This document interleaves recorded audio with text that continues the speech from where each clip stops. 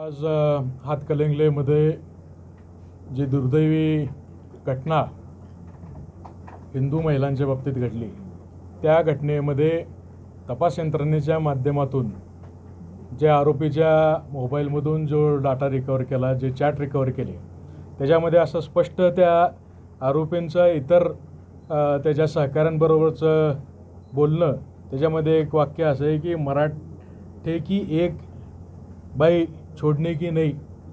म्हणजे मराठा समाजातला हिंदू धर्मातल्या महिलांविषयी जे हे भूमिका आणि वाक्य या ठिकाणी या आरोपींच्या मोबाईलमधून पोलिसांनी रिकवर केले, वास्तविक ते समाजामध्ये तेढ निर्माण करणारं वाक्य, धर्मामध्ये तेढ निर्माण करणारं वाक्य पोलिसांनी जाणीवपूर्वक याकडे दुर्लक्ष केलं आहे की काय,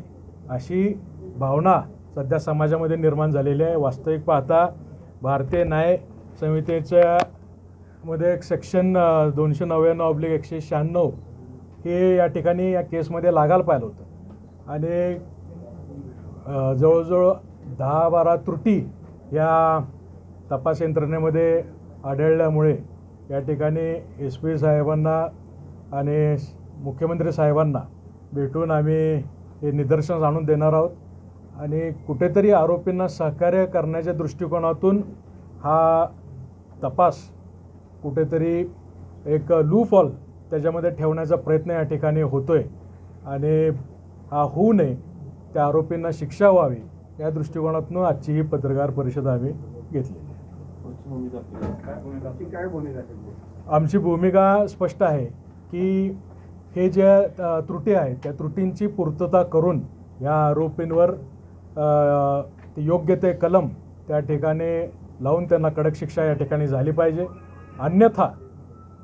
हिंदू समाज, मराठा समाज रस्त्यावर उतरून या ठिकाणी आंदोलन करून आमचा न्याय हक्क आम्ही मिळवून.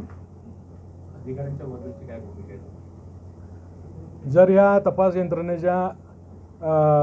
माध्यमातून ह्या त्रुटींची जर पूर्तता नाही झाली तर नक्कीच आदरणीय मुख्यमंत्री फडणवीस साहेबांच्या भेट घेऊन या अधिकाऱ्यांच्या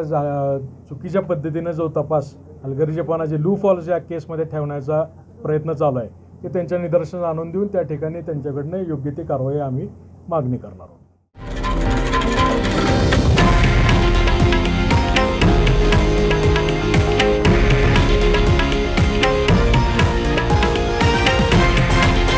हे आहे देशातील नंबर 1 न्यूज नेटवर्क आणि आपण पाहत आहात TV9 मराठी,